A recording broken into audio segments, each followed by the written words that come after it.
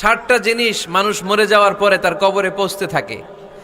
ইন্না মিম্মা ইয়ালহাকুল মুমিন মিন হাসানাতিহি বা'দা মাউতিহি, মানুষ মরে যাওয়ার পরেও যে 60টা জিনিস তার কবরে পৌঁছায় তার মধ্যে একটা হচ্ছে মসজিদান বানাহু, সে যে মসজিদ বানিয়ে গিয়েছে ওই মসজিদের সওয়াব। সুবহানাল্লাহ পড়েন। আপনি টাকা দিয়ে মসজিদ বানিয়ে দিলেন, ওই মসজিদে মুসল্লিরা নামাজ পড়ে, রোজাদাররা এসে ওখানে ইফতার খায়, তাহাজ্জুদ আদায়কারীরা তাহাজ্জুদ পড়ে, তাদের সওয়াবের কমতি হবে না, কিন্তু তাদের সওয়াবের একটা পার্সেন্টেজ সওয়াব যে ব্যক্তি মসজিদ বানালো তার আমল নামে আল্লাহ ঢুকিয়ে দেয়। এজন্য বেশি বেশি মসজিদ বানাতে রাজি আছেন তো? আল্লাহর হাবিব সাল্লাল্লাহু আলাইহি ওয়াসাল্লাম বললেন, সাবআতুন ইউযিল্লুহুমুল্লাহু ফি যিল্লিহি ইয়াওমা লা যিল্লা ইল্লা যিল্লু, 7 শ্রেণীর ব্যক্তিকে আল্লাহ তাআলা কিয়ামতের দিন আরশের নিচে ছায়া দিবে, যেদিন আল্লাহর আরশের ছায়া ছাড়া কোনো ছায়া পৃথিবীতে থাকবে না। সেই দিনটা কি এই দিনের মতো? কিয়ামতের দিনটা আজকের এই দিনের মতো হবে? 50,000 বছর হবে। এটা লেন্থ, এটা ডিউরেশন। কাআন সাফসাফা লা তারা ফিহা ইওয়াজা ওয়ালা আমতা, লেভেল প্লেইং ফিল্ড, তামার জমিন। একটু কল্পনা করেন তো ওই দিনটা কত ভয়ঙ্কর। বাবা ছেলেরে চিনবে না ওই দিন, ছেলে বাবারে চিনবে না, স্ত্রী স্বামীকে চিনবে না, স্বামী স্ত্রীকে চিনবে না, পীর সাহেব মুরিদ চিনবে না, মুরিদ পীর সাহেবকে চিনবে না, নেতা কর্মীকে চিনবে না, কর্মী নেতাকে চিনবে না। হায় হায়, ইয়া নাফসি ইয়া নাফসি বলে কাঁদবে। সূর্যটা মাথার কাছে চলে আসবে, সূর্যের তাপে মাথার মগজগুলো গলে গলে নাকের ছিদ্র আর কানের ছিদ্র দিয়ে টপ টপ করে বেয়ে বেয়ে পড়বে। তৃষ্ণায় মানুষগুলো পাগল পাড়া, জিহ্বাটা বের হয়ে নাভি পর্যন্ত ঝুলতে থাকবে। সেদিন সবাই পাগলের মতো ছুটতে থাকবে, কোনো ছায়া নাই আল্লাহর আরশের ছায়া ছাড়া। আল্লাহর হাবিব বললেন 7 শ্রেণীর ব্যক্তিকে আল্লাহ তাআলা আরশের নিচে ছায়া দিবেন। এর মধ্যে 1 শ্রেণীর ব্যক্তি রাজুলুন কলবুহু মুআল্লাকুন বিল মাসাজিদ, ওই ব্যক্তি যার হৃদয়টা সবসময় আল্লাহর মসজিদের সাথে লেগে থাকে। মসজিদের সাথে যার হৃদয় লেগে থাকে তাকে আরশের নিচে ছায়া দিবে কে? এজন্য মসজিদের সাথে যেন আমাদের হৃদয়গুলো লেগে থাকে।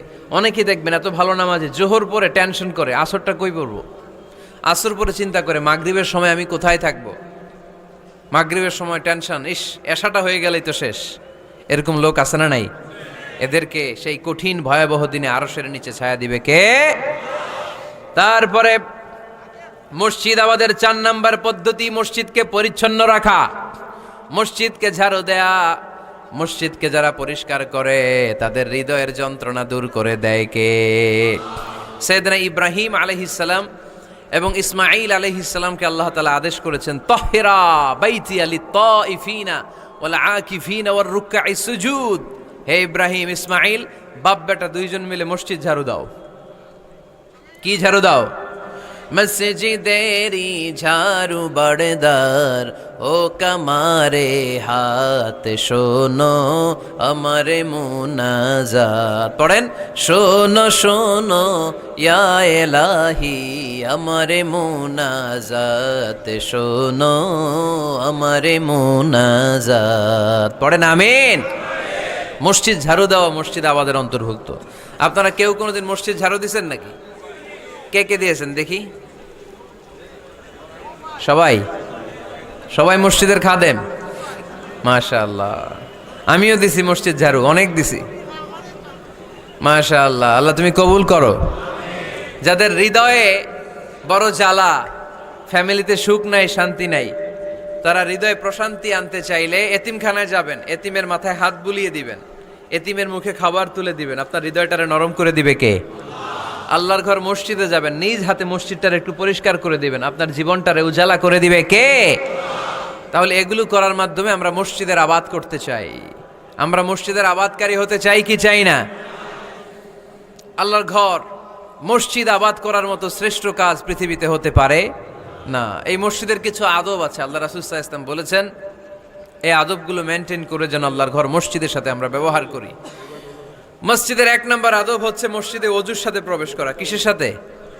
ওযু করে পরিচ্ছন্ন হয়ে মসজিদে প্রবেশ করা। এজন্য অপবিত্র অবস্থায় গোসল ফরজ, এরকম অবস্থায় মসজিদে ঢোকা যাবে? কথা বলেন, ঢোকা যায়?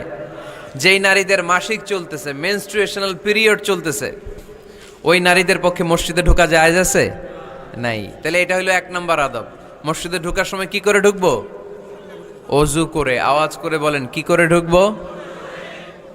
অজু করে। 2 নাম্বার আদব হচ্ছে মসজিদে যাওয়ার সময় সবচেয়ে ভালো জামাটা পরে যাব, সবচেয়ে ভালো পাঞ্জাবিটা পরে যাব। জান তো আপনারা? না সবচেয়ে সিরাটা পরে যান? হ্যাঁ, অনেকের নামাজের জন্য একটা পুরান জামা আছে, সিরা পাড়া, এদিকে হাত উঠালে এদিকটা দেখা যায়, আছে না নাই? সবচেয়ে সিরা পাড়াটা রাখে নামাজের জন্য, কপাল পোড়া। আর সুন্নাতে খাতনার অনুষ্ঠানে গেলে মাশাআল্লাহ লেহেঙ্গা গায়ে দেওয়া যায়, আছে না নাই? না, আপনি ইবাদতের জন্য সবচেয়ে সুন্দর জামাটা রাখবেন। এজন্য রাব্বুল আলামিন বলেন, ইয়া বানি আদম খুযু জিনাতাকুম ইনদা কুল্লি মসজিদ। ও বনি আদম, তুমি যখন আল্লাহর ঘর মসজিদে ঢুকবা, ও বনি আদম, তুমি যখন নামাজের মুসল্লায় দাঁড়াবা, তোমার সবচাইতে দামি, সবচাইতে সুন্দর জামাটা গায়ে দিয়ে তুমি নামাজে দাঁড়াও।